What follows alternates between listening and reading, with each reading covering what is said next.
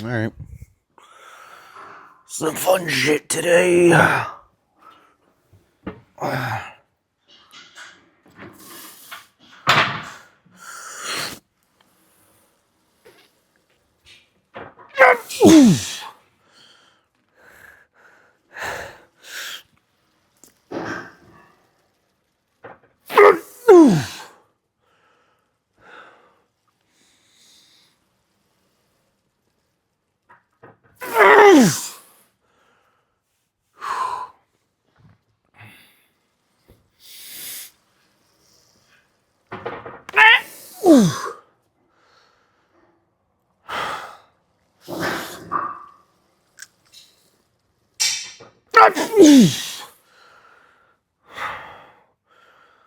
I'm getting fucking lightheaded.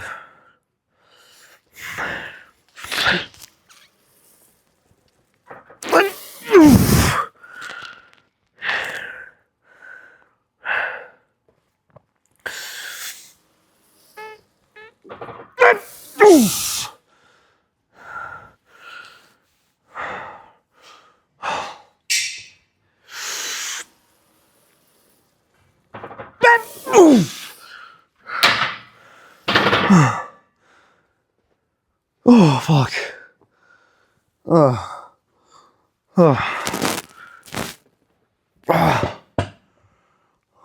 Okay. Oh, fuck. Oh, we're gonna go on to the next set. God damn it. I'm dying.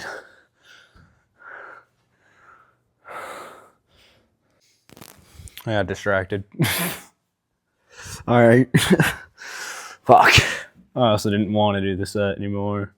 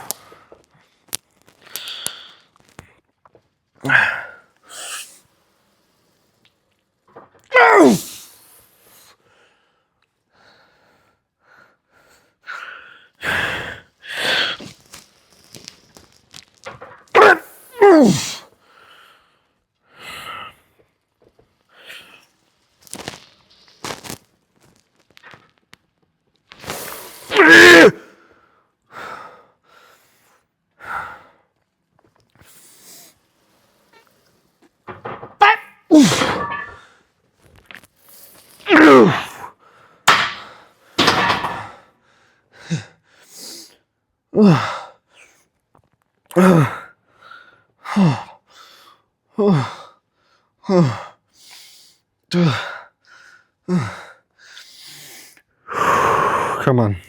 You can get two more.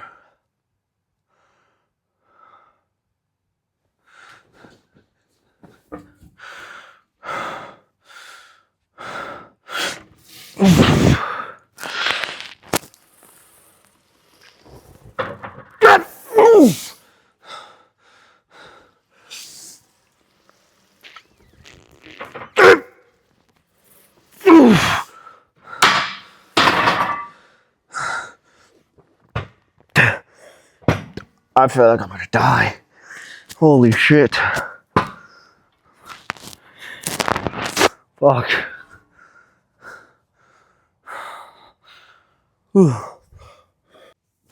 Okay. Time for the entertainment.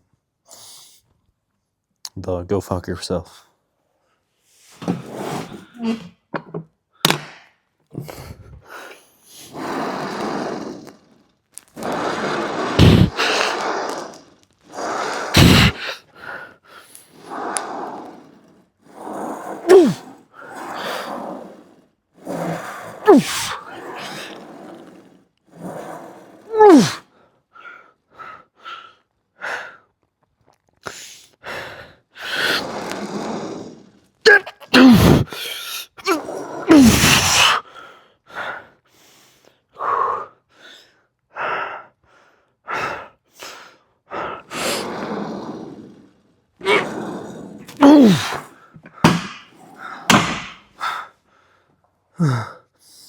Fucking A.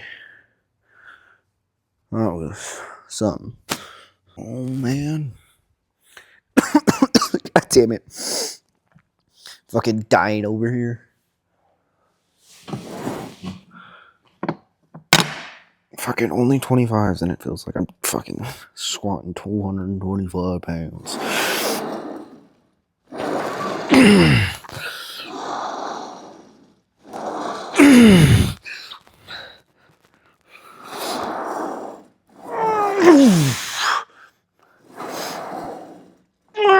What the fuck?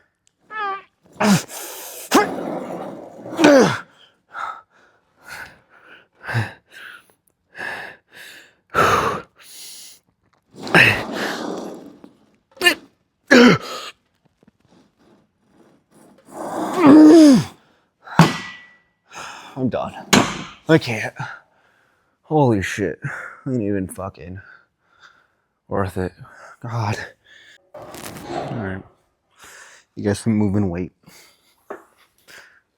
That's the plan, huh?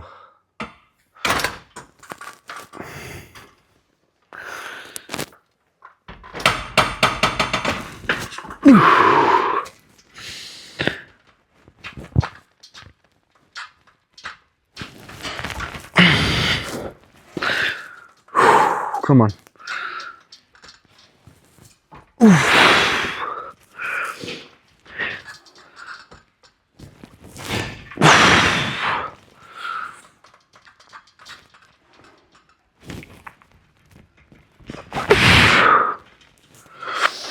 Okay.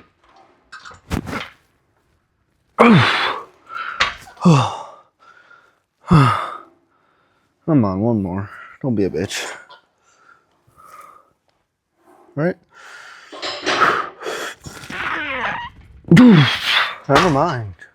I guess being a bitch is my thing today. I'm gonna stick with that weight. Alright. We good. We doing this shit. I guess. I don't know.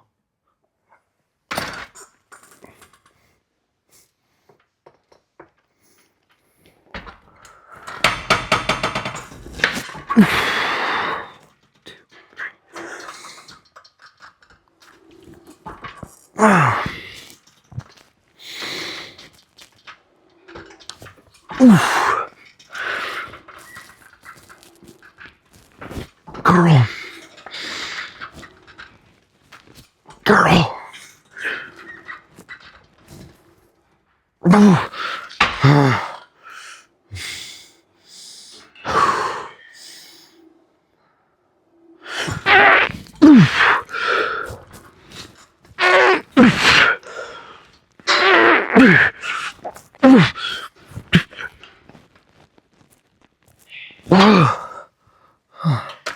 Okay. Fucking heavy.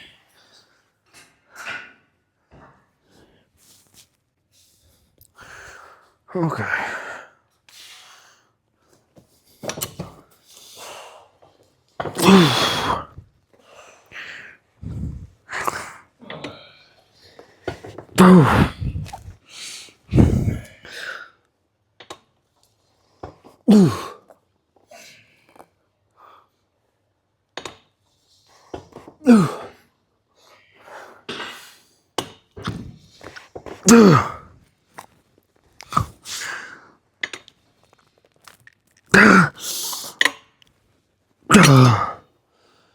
Okay. I'm tired. Okay. Okay.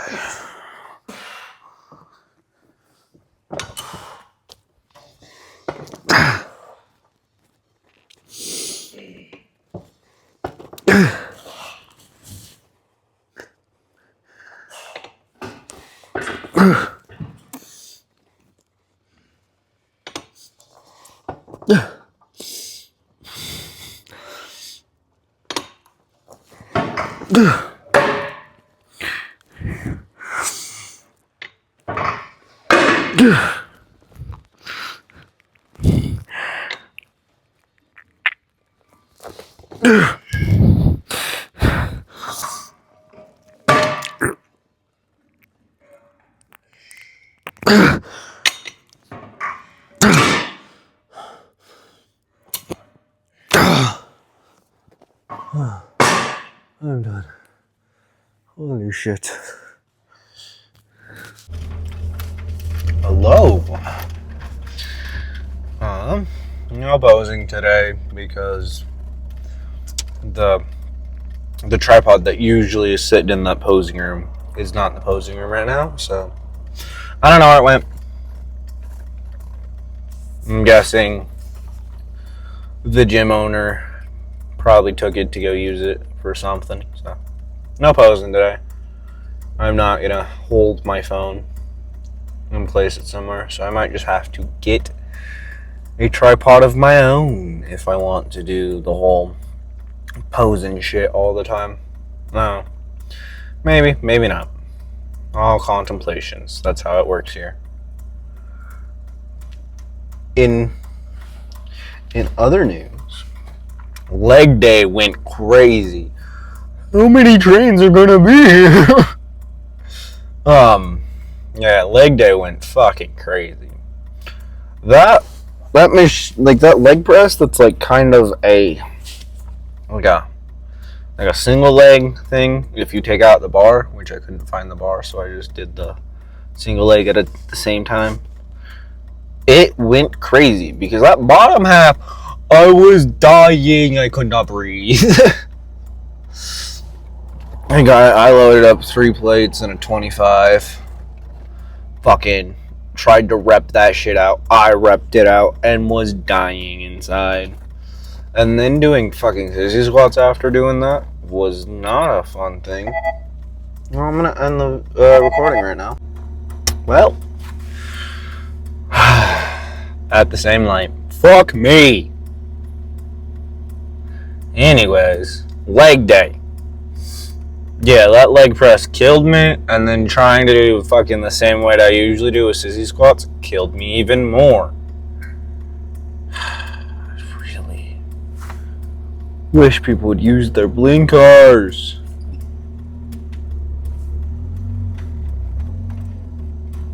Okay, thank you, bud. I've been sitting here for so long. I love that. Anyways, yeah. So I'm not posing today because of not having that little tripod thing. So might have to get my own one. I don't know. I'm thinking about it.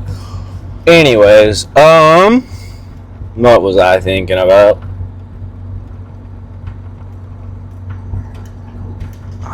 Fuck. What was that brain fart doing? Oh, yeah.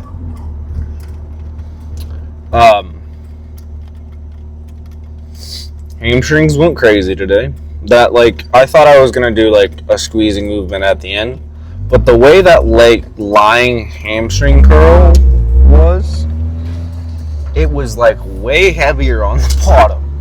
And I was also tired from doing 2 sets of my heavy weight instead of dropping down. And was like, fuck it, we'll just do heavy and go to failure on this next set and just continue with the same weight. So that was fun. But we did have a lot of fun. Legs are always fun. And if anyone tells you legs aren't fun, they might be not. They might be right in the mind. Because those who love leg day, I ain't gonna lie to you, they're a little weird. I ain't gonna lie to you. Because it is one of the hardest things to do. The reason I said leg day is one of the hardest things to do is because of the systemic fatigue, dude. I could do fucking, if I did the same amount of pain I did on my chest or my back, I'd be good within 3 or 4 days. Not 3 or 4 days. I don't know. It's different because I don't feel like I work that. I work real hard on legs. I don't believe sometimes, but then I get back the next day and I'm sore. So I was I worked too hard then. The reason I say I worked too hard if you're sore the next day is because soreness means you work the muscle to the point where it can't recover. Now, there's a weird thing with like going to the gym and not going to the gym is you have to learn what the difference between being sore and being like, oh, I just went, like it was yesterday, I just hit legs. It's something I'm still learning. Like, Greg Doucette has talked about this many occasions. He's like, you should not be sore the next day, but you should be like, oh, I went to the gym. Like, that's a hard barrier for me to see. Like, it's a real hard barrier for me to find. Because, on God, I have trouble with it. Because I hit my legs hard, next day, sore. I hit my legs not as hard the next time I do leg day. My legs aren't really sore, but they're not like they don't feel like I did hit a leg day. It's a weird thing you have to find over the years you train. That's also just like, that's the fun thing about training is like all these things that people who has decades under their belt of training can tell you things that you should be feeling, and yet you don't understand them until you're at least, I'd say, 3 or 4 years in. Like the whole mind-muscle connection thing. Some people get it off rip. Some people it takes about a year to a year and a half of training for them to finally feel the muscle they're targeting. Because like when I started out, I would do like chest press, like deadlifts and pull downs and stuff like that, and like squats and stuff, and yet I did not feel my legs that much in squats. But when I did like lunges, like I did like standing lunges, I felt my quads a little more. So I started doing lunges more. And then after a while, I started feeling my quads a lot in squats. It could have been how I was squatting, that where it was taking load off of my quads and putting it more in my lower back in glutes. That could be something that actually was going on. So like that could also could have happened. That also could be another reason why I wasn't feeling it. Like I wasn't feeling the thing everyone else was talking about. But if you don't feel it right away, like you don't have that mind-muscle connection, that's okay. Like if you don't feel that squeeze, you don't feel that stuff, that's okay. My suggestion, if you want a ton of mind-muscle connection, do a little bit of squeezing sets at the end of your workouts, where you're like, your muscles are a little sore, because where they're sore, so you know what you're trying to look for. And also, what was it? And do like some higher reps, because like that's what helped me a lot. Even like now that I do lower reps, I have more mind muscle connection, so I feel it. But if I started off doing like lower, like I would say, like higher reps to me is 12 to 15. I would say that's higher reps. Some people would say that's not that high. Like, because my rep scheme right now is just, I think it's like, depending on like what exercise I'm doing, like hamstring curls today, I think I only got like 4 or 5, maybe 6 in the maximum. So like 6 to 10 is what I look for most of the time, which is not very low, but it's still kind of low. It's actually what some people who are very like big into doing higher reps will say is you could get injured. Now, yes, you can get injured anytime if you don't control the weight. But going heavier because you want to go, so you want to go heavier, so you go with a little less reps, can increase an injury, because the lower the reps are, the less likely you're controlling the weight. Now, if you're still controlling the weight, and doing these lower reps, I would consider it still a safe option, but I would never suggest that to like newer people who don't understand what their bodies and stuff like that are going through. Because like when you start off, you go from an untrained state to a trained state, and no matter what you do, you will grow. So I don't see the point in seeing what your 1 rep max is or seeing how strong you are at that very moment. I don't see the point in that. The reason I don't see a point in that is because if you focus on getting your 1 rep max really high and you've never done a 1 rep max, your form will break down to the point where you risk injury. Like, form breakdown is not the worst thing in the world. But it is, what happens is if form breakdown is like to the point where it is detrimental to where you were using everything else except your muscle that you were trying to train, I would say don't do it. Like my favorite thing is, I think it's from Mike. He says, if your form breakdown is to the point where no one knows what you're training, I would suggest you not to go that far to the form breakdown. Because that means someone who is looking at you cannot tell what exercise you are doing. Even if it's like an advanced exercise, most people can tell what that should be training. Now, if form breakdown comes to the point where everyone's just like, what the fuck is that training? Like, I've seen it happen with bench press a few times, where what'll happen is I'll see someone go for like their max bench and like their elbows flare out and their butt lifts off the bench, and like they scoot their like chest completely away from the bar.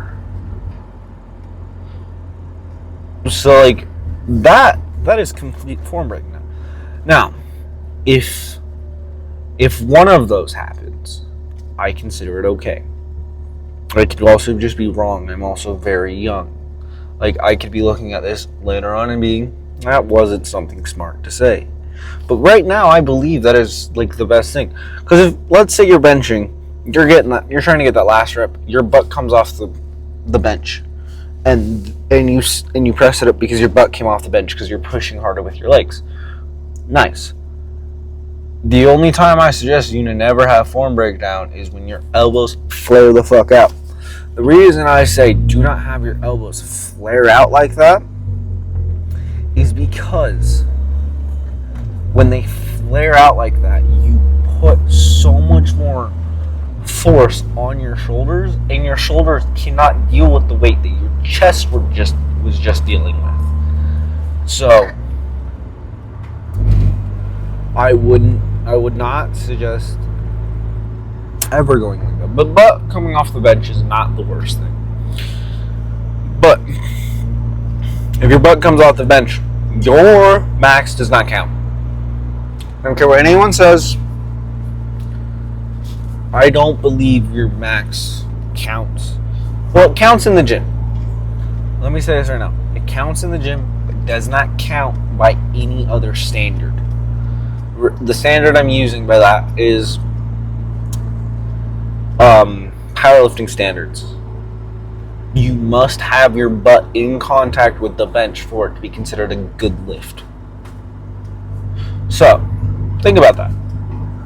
And then squats. If the form breakdown for squats is usually your hips rise before your upper body, which can cause lower back pain and cause lower back injury. And then the next is quarter squats. Like, you're not squatting low enough because you can't handle the weight properly. So what happens is you don't go as far down. So like, my suggestion, if you're in a squat, from the beginning, try and hit parallel. Parallel is meaning your hips are below your knees. So parallel means your hip, your knee joint is at a 90 degree, not your hip joint. I hate people who say it's your hip joint that should be at 90 degrees. No, it is your knee joint. Want to know why it's your knee joint? Where do your quads connect? Your quads connect from your knee to your hip, not your hip to your knee. The only time your quad connects to your hip and your knee, that's the only time, like the only part of your quad that's connected between your knee and your hip is your femoris, the middle part of your quad. I think it's called the femoris. Is this middle part of your quad. So like if you want great stretch for your middle part of your quad, sissy squats, because then your hip isn't changing as you squat. And leg extensions. That'll get your middle part. But every other thing, your hip has no play in it. Your hip has no play in how much stretch and how much tension is on your quad. Only one out of four of your quads. Your quadricep. So if you were going parallel with your hip, like you were making a 90 degree with your hip, guess what? You're only getting a third of the. You're literally getting a quarter of the results. I would rather get 3 to almost all the results in my squats. 3/4 to all. The reason I'm saying 3/4 is because some studies have shown that since your middle part of your quad is never being stretched in a squat, they do not believe it is getting enough tension. So, but hey, that's okay. Because it's still getting maximum effort. You can actually see it when people squat up. Like as I flex my quad to do the motion for squatting back up, you actually can see the middle part of my quad fire. Like it actively, like I can feel it actively get solid. Because like when your muscles aren't like flexed, they're very soft and flat. That's why a lot of people, like if you watch Sam Sulek, if you watched his first show, what happened was he didn't flex his quads, so everyone was like, oh, he's out of shape because his quads look flat. No, it was because he couldn't flex his quads, guys. He also kind of, from like what everyone else has been saying, he kind of over-carbed up. So he spilled a little over. Now, that was the worst thing in the world. He went to he made his pro card. He got a pro card. But that was because of his second show actually being able to flex his quads. He understood how to flex them now. So, you can do it with me. Think of squatting up and pushing through the floor. You can feel that middle quad still get tense. I mean, it's still getting worked in the squatting movement. Is it getting worked to its maximum? No. You ever seen a good powerlifter who has a great squat, have small legs? Neither have I, motherfucker. Neither have I. So, just saying. Anyways, hamstrings. There's like, I think 4 heads on your hamstring, and all 3 of them except one. 3 of them except one pass your hip. So, if you want maximum hamstring growth, I would suggest doing a type of leg curl and then a type of hip hinge. Because guess what? Your glutes get activated in the hip hinge because guess what? Your glutes are connected to your lower back. So for you to get from this position to this position, your hamstrings, your glutes, and a bit of your lower back have to activate for you to get back up. So that's my suggestion, is just doing a curl and a hip hinge is great for hamstring development and a bit of glute development. Glute development is for glute development, you can get in the squat because guess what you're doing? You're having a hinging movement in the squat and a little bit of a clenching movement as you get up. So the way your hamstrings work is they connect through the lower back, so that's why the hinging movements help grow. And I think it's adduct? I think I might be wrong. No, your abductors is the middle one. I forget what. I don't remember what it's called. But they open your legs up. That is what your glutes do. So like doing any like those weird machines that like you see on the internet where like you have to force your legs away, it'll also help with your glutes. So those are fun. I just like training legs, guys. I don't want to have small legs, so my goal is to never have small legs, which means train your legs.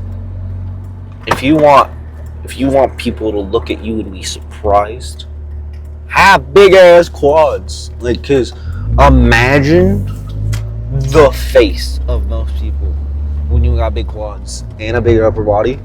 That's the goal. That's the goal I want, dude. Like, I want a physique that blows people away.